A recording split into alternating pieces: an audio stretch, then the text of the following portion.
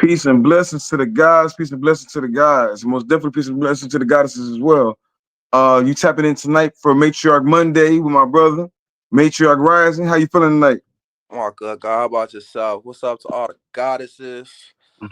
What's up to all the guys as well? Let's get it in. Have a good session tonight with the brother. Thank you for having me. Thank you for hosting this. This is beautiful, brother. We doing something beautiful here every Monday. I say, man, and we appreciate you. Um, yeah, just talk up for me a little bit because you're a little low. I'm not sure if they can hear you good, but as long as you know what I'm saying, you talking up good. I'm pretty sure they're gonna be able to break in there for us. So they ain't gonna Okay. nothing gonna slow us down, huh? Okay. Yo, last night we did some light work on them, just to tap back in. But tonight I wanted to go a little bit deeper and ask you a couple questions. Okay.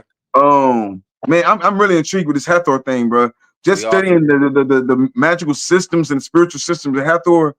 I think we could talk about this way longer than what people think. Like we're not gonna break it down in one segment type shit, but uh, just tapping into Carnelian and it's tapping into Hathor and all this energy, that Hathor energy and his divine feminine energy. And I Right. wanted to ask you, man, why is that goddess Hathor? Why is the goddess Hathor so prominent? Can we expound on her a little bit deeper? Yeah, we can expound on her a little bit deeper. I feel like the goddess of Thor is so prominent because at the time that her temple was built. That's what make her so prominent. When we talking about 31 BC, we talking about when time started to be recorded by man. Her temple was around before 31 BC. Her temple has been around actually since about 3150 BC. So this is right like around the same exact time man started recording time, literally. So to me, that's one of the key primary factors that make her temple so prominent because during these times is when we see the rise of matriarchy versus patriarchy, the gender wars. So also a lot of people know about the sun god Ra, the sun god Ra. So this too is also when we see a mix of the cosmology and the cartography of the earth, and we see the sun god Ra to be inserted and to be quote unquote taking the place of Hathor. We actually see Ra is wrote into literary as Hathor's consort and or brother, because this is how the patriarchy intertwined. This is how man forced his way into the cosmology and the cartography. So a lot of people know about Ra. So that's why I want to throw that out there, the sun god Ra. And also she had a lot of devoters. She had a lot of dedicators, and the people would go out in the mines. She had a lot of miners. The people would go out in the mine and mine turquoise. So I think that's very, very unique. Is we know that her temples was built with granite, lodestone, limestone, all these magnetic materials, but she also used turquoise, turquoise. So I think that's pretty unique. I think all these are telltale signs for us to build with these things. So I think we need to know that when we talking about the goddess of Thor, we talking about female principles, feminine principles. I was just talking to the sister, she was calling this the mother verse. And I think that's beautiful. The mother verse. We're not talking about an actual person that existed. We're talking about how women left symbolism to live.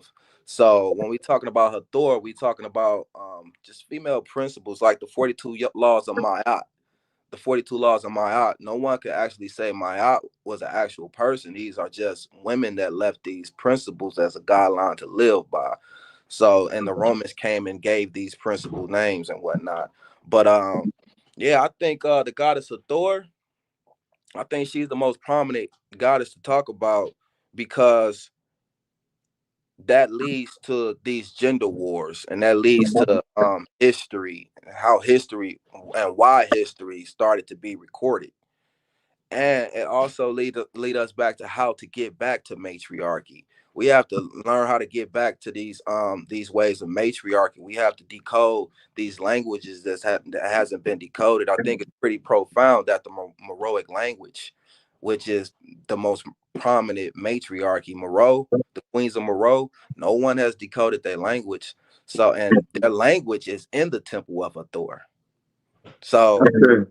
I think that's pretty profound. We could find a whole bunch of connecting matriarchal links that go back to Hathor, and we need to take the time to peel back these layers because maybe we can get back, maybe we can get this symbolism and get this knowledge back of how to live without money and how to live without patriarchy and not be dependent on man. We need to get back to the laws of nature. See what I'm trying to say?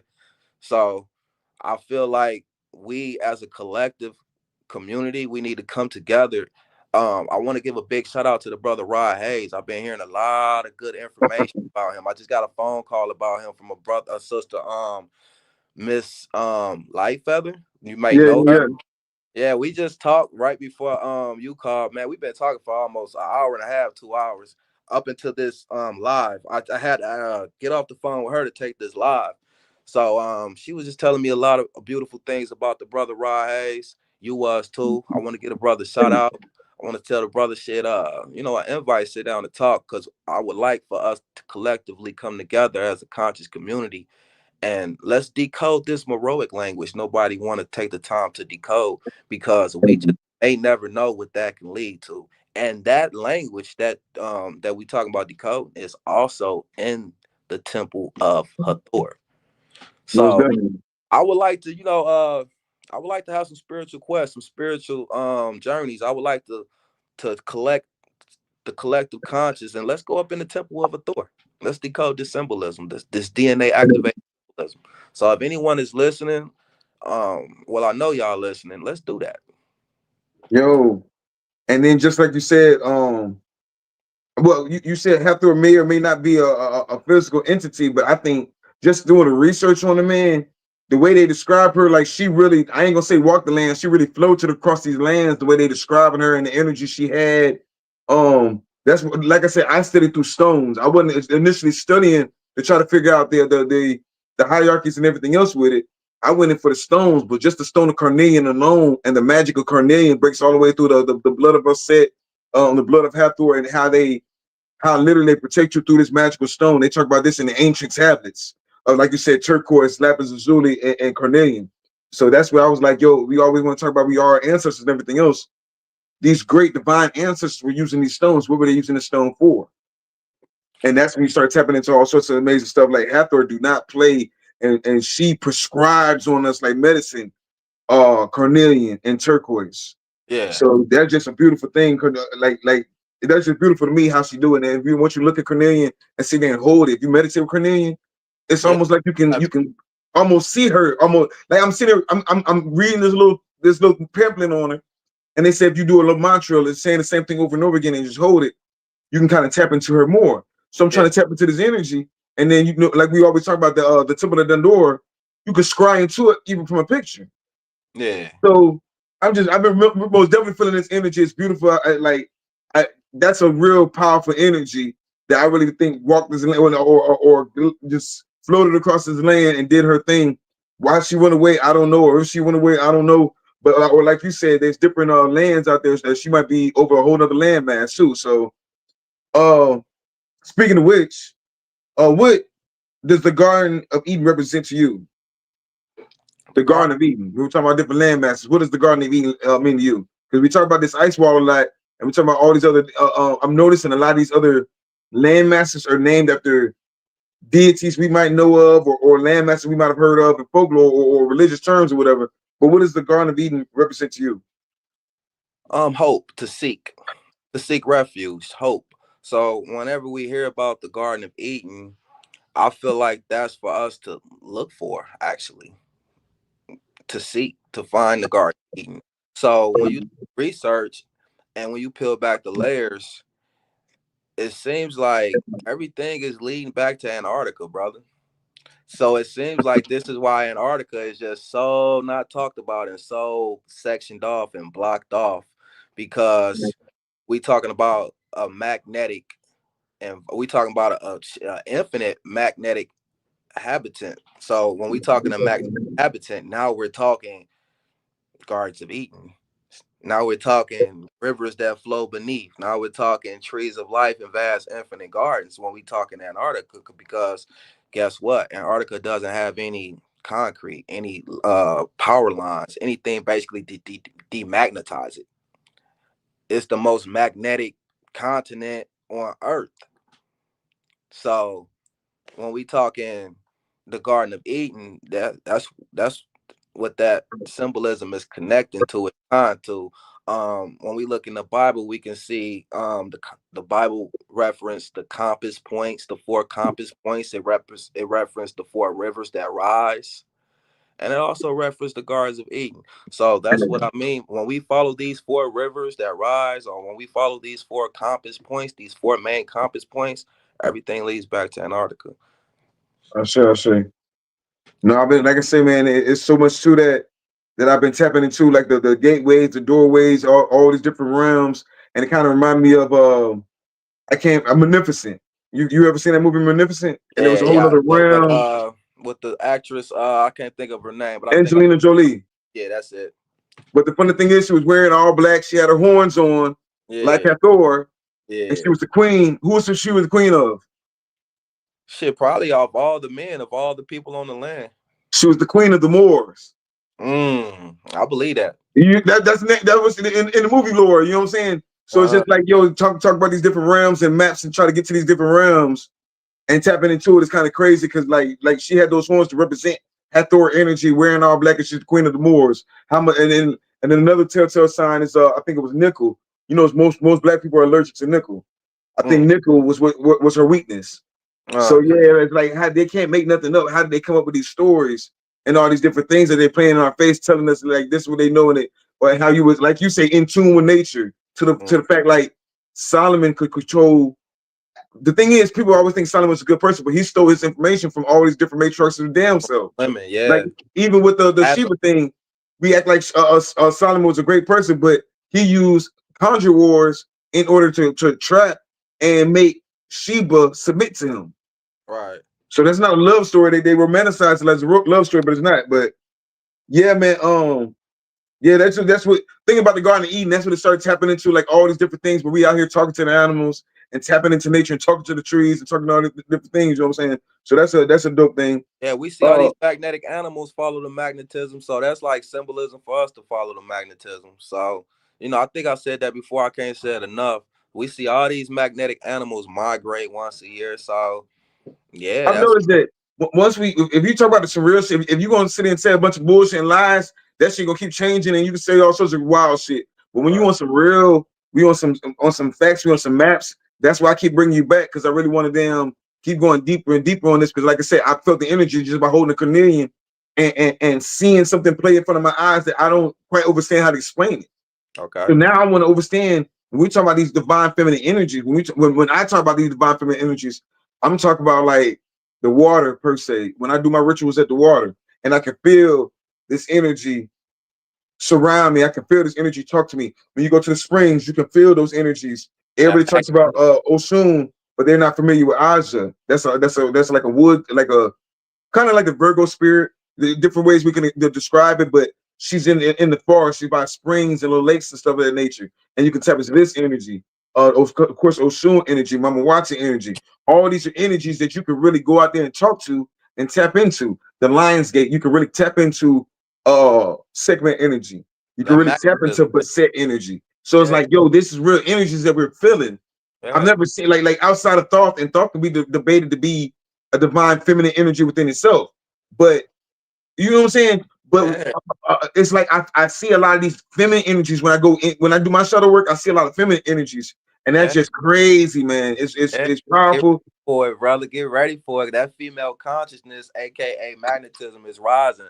So once we put that correlation together, that female consciousness that you talking about, that's rising that you talking about, once we put that together, that's magnetism, that female consciousness is magnetism, we gonna be so powerful, brother. But see, with this knowledge, we have to protect our women. We have to protect that throne, because you know how you was just referring to Angelina Jolie movie. You see how they made her with the horns? Yeah, yeah, But the horn, they took that symbolism of initially you see Hathor with the magnet above her head. yeah, yeah. They took that magnet and turned it upside down and turned it into the devil horns. But That symbol, that that's what the bait. symbol is above her head and above her head only for a reason. You never see that symbolism attached or affiliated with man, nor king. Until they fake it off, break it off, and put it on pan and the so-called Baphomet, Exactly. That because fake. that's what they wanted it to be, the Baphomet energy. But that's why the Baphomet has breast and all these other things attributed to it. But yeah, Exactly. no, you're right. Exactly. I want to try to cut you. Go ahead. So that symbol that we see over her head that's representing magnetism, it's over her head for a reason. It's not over her breast. It's not over her stomach. It's not where her uterus is. It's not where her back or butt. It's over her head for a reason. That's when we put the symbolism together, we can see that the brain emits a sine wave, what they call sine wave. That sine wave is a sound wave. That sound wave is magnetism. So when we talking females and we talking the force down here on Earth, what we see, the analytics is 30 women to 1 man. And that's here in Gary, Indiana. So I can imagine what it's like everywhere else. The Gary is 30 women to 1 man. It's like that everywhere. Women predominate the earth. So here we have a whole bunch of women emitting this sound wave, this sine wave from their bodies. Frequency. That's that frequency from their body. That's power. That's so. Imagine if we can get so many women to come in a circle and collectively on the same Power. consciousness. This is how women levitated megalithic stones. This is how women made the pyramids. This is how women made Stonehenge. And this is why men call it still a mystery, because women made it. So back to that symbolism above her head. That's not just representing her being sole ruler and her being the all powerful. That's representing sound wave being emitted from her. So when we when we can when we compare a man, the sound wave that emits from a man compared to a woman is no comparison. Women emits a sound wave from them that's 5,000 times more powerful. 5,000 times, brother, from their hearts and from their brain. Their hearts and their brain is radioactive with the elements Oh man. that manifests reality.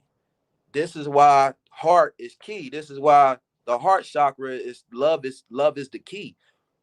Once you can unlock that heart chakra and get all that folly out the heart, all that rage, that hate, that doubt, that negativity, women can really tap into the ethers of the universe and manifest their realities. And this is why men are so threatened by them. This is why patriarchy is so threatened by them. But the symbolism is there for us. We just have to know what it means and what it attains to. That's a powerful symbol above her head. That means Yeah. that she creates reality. So Yo, G, I got a tag team with you real quick. Shout out to the tribe, Harmony Matriarch, the Unique Tribe, my brother Ace in his Nighthawk in the building. Come on back in. No, man, just to let y'all know, man, what he was saying about the horns and the energy ball. If you look at ancient Kemetic symbols and you look at each one of these ancient divine feminine energies, how they have their hair. Coming back in right now. Yo, I was just saying how you really made me think about it, and it just sort of hit my head. I'm looking at all these statues around me, and all of them, their hair. We forget. We go from the brain to the ethers, and we forget the hair. we And forget then the you look hair. at all these statues. I'll show you some. All the statues had this hairstyle where we already know how energetic hair is, and the corals, just like the copper corals in it. So imagine you got the horns with that copper or gold disc in the center, collecting energy. Mind you, kind of hair and all the things that they had with their hair, how powerful their hair was. That when they talk Hair, about producing energy, man. Before the live over, I ain't gonna move around and mess the phone up right now. But I'm gonna show you some things, and all of them have this powerful thing that they do with their hair. And the yeah, first thing they do when we get in certain places is they attack these women's hair. You exactly. see what I'm saying? Oh And man, that's this is one of the so things they sad. knocked off the frequency. The That's hair that they want knocked to cover it up, they want to poison it, they want to do all these different things, and that's like your ori, that's your crown, that's that's all your sorts of things. So, antennas. huh? That's your antennas. Antennas, yeah.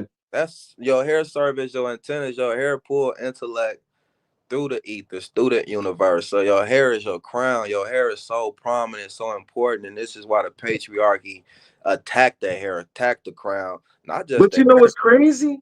Why? There was men that represented the horns, and the horns was passed down to a group of men, a group of high priests. When you see outside of the temple of Hathor, you see a bunch of rams out there. I want to tap into this real quick. It might not have nothing to do with nothing, but I'm just saying. You see those rams. You see these rams, these Aries rams outside of that temple with the horns. And she had her own the ram-headed deity. I can't really remember his name. Koshu, maybe I'm wrong. That's in ancient Kemetic. They don't even talk about him that much. But this was the ancient priesthood of men that was like supporting this matriarch, and they were Aries. You don't think that's kind of dope? You know what I'm saying? I think it's pretty astounding. Yeah, I think it's pretty Yeah, then we astounding. represent the horn energy. That whole horn is to call the people one. The horn was to call the people. The horn is to ram the enemies out the way. The horn is also Dual Arcanine. Dual Arcanine is the one that's over two kingdoms. So the energy of it, understanding the when you're in a priesthood, you have to understand the science Right. and all these different things. So And the it's science just go. crazy how I tapping into a thing. I keep on going deeper and deeper with that damn temple, man. It's intriguing. I couldn't be afraid of it. I would want to be sitting down and There we just stare go. at That's what I want to Hathor, hear. stare at Hathor. Like I've seen Sickmet.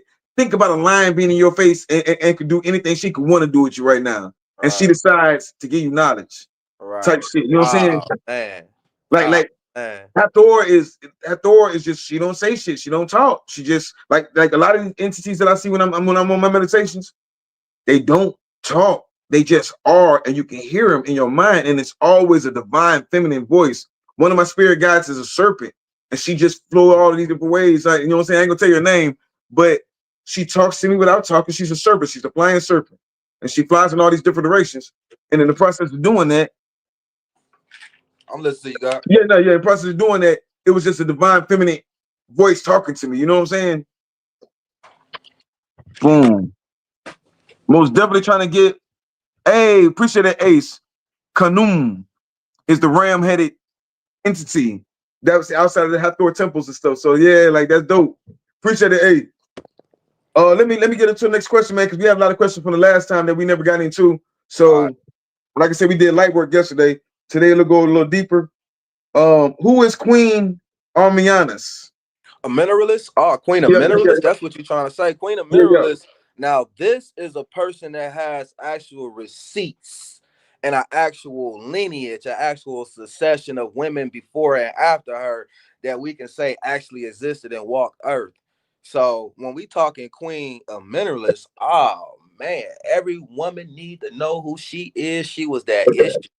She was that issue. She warred against Rome, and her matriarchy is spoke about in the Bible. The Queens of Moreau in Acts 8:27, and that really elaborates and gets into how the black man sold us out. And that's what me and the sister was just talking about before me and you connected. How the Cushite brothers sold us out, but we'll have that conversation. No, we got a Even conversation this now. sect. It happened over Oh, here. okay. That's an ancient, the same kind of ancient story where the brothers sell each other out. There's also, if you look at ancient Indian lore of Philadelphia, the dude sold his wife out and sacrificed his wife to the white man to be immortalized. That's who's one of the faces you see on that bison coin. You see three faces. So Yeah. let's get into that. The sacrifice of the wife. That's a evil ass ritual. I mean, but like that's what we talking about Solomon and all these different people. That's Yeah. a ritual. We talking about against the matriarch. We talking about the gender wars. We talking about these conjure wars. That's where it starts. The sacrificing of your children, the sacrificing of your women. So yeah, talk about it, G. So, okay, let me stay on topic then. I was gonna go somewhere else with it. But since you No, want me to go where stay you on want to go. topic, I'm just saying that's important too. We're gonna tell her whole story type shit. But no, go where you want to go with it. yeah, so when we talking about Queen of Mineralists, we talking about she warred against Augustus Caesar of Rome. And when we talking about these gender wars, we talking about again, we talk about these gender wars, we talking about the same heroic women who left this undecoded language that we still have a decipher as a matriarch, as a unit, as a people. So these women left this language, left these hieroglyphs, these petroglyphs, these cuneiform texts for us to decode for a reason. So when we talking about the queen and how she's mentioned, or her matriarchy, not her matriarchy is mentioned in Acts 8:27 of the Bible, and it literally says that your army is all women. I was like, wow. So then we fast forward to Revelations. Revelations, I want to say Revelations 21 or Revelations 22. We get into these same queens. Now we're in the story of Babylon, and now we read about the 10 kings with the 10 horns, the 10 kings with the 10 horns. Hey, Now, when we look into the talk up a little bit symbolism, when you talk about this. Talk up a little bit. okay, now when we look into it's all right in the Bible. None of this is made up. None of this is our interpretations. In the Bible, it speaks of the 10 kings with the 10 horns. When we look into the 10 kings with the 10 horns, this is the men that sold us out. This is the Cushite kings. This is the Babylonian kings that got in bed with the Roman kings, in which they made Roman Egypt. This is where Roman Egypt come from. A lot of people know that there's a place in Egypt called Roman Egypt, but a lot don't. So how could a place in Egypt be called Roman Egypt? Because the Egyptians, the Babylonians, and the Cushite Phoenician men that sold the women out of Meroe, they got in bed with Rome to take over the queen. So we're not talking about a lot of people in the community. They want to point the finger at the white man. They want to say the white man did this to us, put us in this bondage and these psychological locks. No, my friend, They didn't exist it back was the then. Right. black man. It was us. We sold out Tell the me queen. so. We got tired of having to go through the throne to be anointed and appointed king of a land. If you wanted any type of status, if you wanted it to be any type of king on the land, you had to first go through the woman. Right. And that wasn't really, that often that land was given to the man. Because when we look at the Candaces and when we look at the queens of Moreau, the queens of Kerma, that's Kerma, Kerma. This is where the word karma comes from. When we look at the queens of Kerma and the queens of Nakwada, Naqada, Yeah. Nakwada 1, 2, and 3, we see that these women is sole rulers of their land. No man, no consort, no king. We see that these women are sole rulers of their land. So this is why men sold us out, because women was always here first, and women was always the rulers of the land, and men wanted more dominion and control of the land. And man's way of doing that was trying to tax the people to live, tax the people for water, tax the people for food, tax the people to lay their heads, all things that are innate. So women was against that, because women have a different set principles of morals and values. They have that innate nurturing. Remember that nurturing word? They have that nurturingness about them. So women I'm wasn't trying to trying to figure out what will make. I know it's a rhetorical. It's one of them crazy questions, but I asked Rod the same thing. Like, what give these people one? Who in their right mind want to work with these people? The Romans or these pale face or whatever we want to call them. Who would even want to work with these strange individuals that were Acts almost 8:27. like couldn't wash themselves out of existence almost? You know what I'm saying? It's just crazy how you want it. How did we even feel like Rome was somebody to even sell ourselves out to? At this time, we got to know that we talking about Rome was a powerful empire at this time. We not But talking what about you cavemen or just any said, you just said that goddess, right? And I don't know the exact time frame that the goddess you just said. Say her name again for me. queen of mineralists. Yeah, we gonna make her name. Yeah, like you said, We because need to make her, the yeah, same way the women need to know it, we need to know. But the same way the women need to know that name, we need to know more about Hannibal. And I know about a lot of these generals and real ancient leaders that fought for whatever Hannibal was fighting for. You know what I'm saying? Because Hannibal had a lot of different pacts as damn so, but he was fighting against that same empire, wasn't it? that same empire. Is that what you said? Yeah, Hannibal. Yeah, yeah, he yeah. was fighting against Rome, So that's what I'm saying. Like but he lost tremendously. who Hannibal. when you say he lost, after old age and everything else, he won several wars. Hold on, don't He say lost Hannibal the lost now, last three. He lost the huh? last three. He lost the last three wars against That's Rome. fine. No, no, bro. One thing about it, we can lose some battles. We can lose some battles. Nobody's The like queens Muhammad never Ali lost a lost one battle, battle. The but the queens one never lost man one battle. you can't take away. I can't let us take away and kick this man while he. You know what I'm saying? I This try man to the hit same way us. with If the we lose fact. a battle, we can be like, oh man, he lost a battle. He ain't. That's Hannibal, bro. We got to do No, the so research. I'm sticking to the context of this conversation. The context of the conversation is the wars against Rome. The queens of Moreau for 300 years, they never lost one time against Rome, He did for 300 years. That's still a Rome was bloodline. trying I'm to talking about tax their one people. They never bloodline paid Hannibal. taxes. No, I get it. 300 bloodline, 300 years. You said right. Is a whole lot of people putting in work for 300 years that kept their whole situation rock, right? Hannibal to this day is still being studied. One, for his how strategic he was. Two, he did all this stuff as a man. One, like you just said, that 300 years up under that matriarch was under a matriarch. They did it under a matriarch. This man did it and had other men follow up on him and fight against Rome under himself. He's great in his own way. I'm not comparing him to the goddesses and nothing like that. I'm just Yeah, saying in general, he's somebody I that we agree. should know about the same way this goddess is somebody to know about. But Yeah, I going back to agree. the huh? I agree. Hannibal, um, he a little bit, off subject of what we talking about, No, but I that's what agree. I said. I wouldn't bring them up for that. I would bring them up because I said just like if we can run it back. When you said we want her name to be known because the women might not know her name the same way most of our young boys don't know about Hannibal. So, but at Hey, the same time, I think that we should know about this goddess. And I was just using an example that we should also know about Hannibal. But Hey, I'm going gonna tell back to you the something goddess though, real. I'm gonna tell you something real prominent about Hannibal. Since you want some Hannibal, because you always bring up Hannibal. Your ass in I fuck Hannibal. with Hannibal because he Hey, put I the be talking hey, about the he put goddesses, his boy. Your ass be foot like, in hey, his no, we gotta Draco's throw bag. Hannibal in there. Like, what you say? Yeah, I fuck with Hannibal. Goddamn it, yeah, I fuck with Hannibal. But go ahead, go We crazy. gonna give you Let's see. Hannibal then, brother. We gonna give you some Hannibal. This is what I find real interesting about Hannibal. Um, One of my top five matriarchies is Carthage. That's Carthage. Carthage. Um, they existed before the Romans, and Right. they existed during the Romans.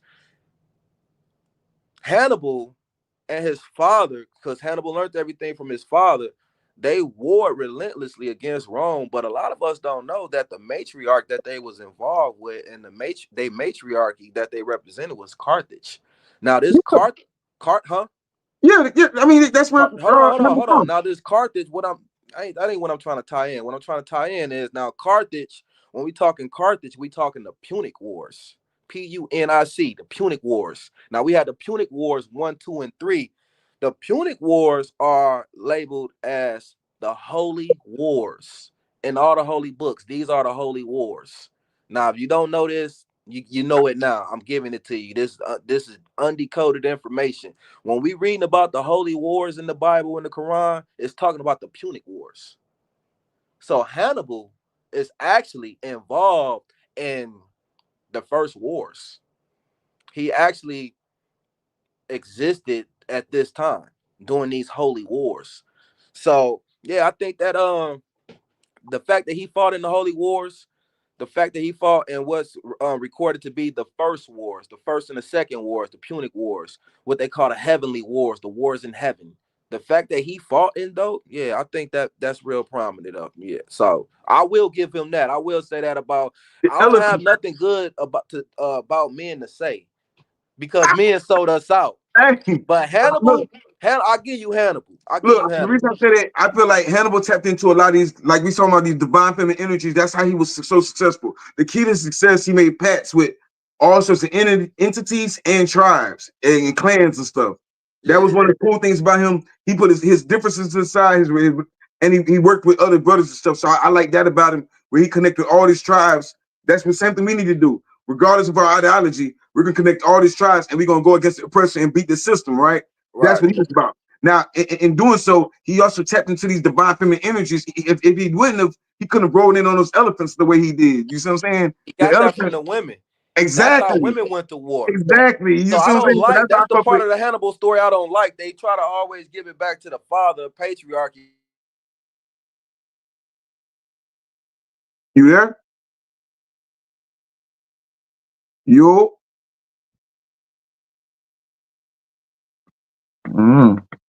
Tap back in with us, guy. Yeah, man. But no, we ain't taking nothing from that matriarch though. But Hannibal, I believe, was fighting for the matriarch. Wait for the brother to tap back in. He about to tap back in a second. But yo, peace to the tribe, man. If you have any questions for the brother, put it in the comments. The Black Power 24 God. Otto, what's up to the tribe, man? Peace to the tribe. Waiting for the brother to tap back in. I don't know what happened to his phone, but man, we're gonna keep on doing this Matriarch Monday, talking about different minerals and different goddess symbols. Right now, we most definitely, if you don't know these goddesses or women or divine feminine energies we're speaking on, you might want to look them up. Hathor, Set, Aja. We always know about the simple ones, the Oshuns and all the simple ones, but tap into Oya energy, tap into that Aja energy, tap into that Mayat's energy. So we might have to cut it short tonight, y'all, man. Peace to the tribe and everybody for tapping in.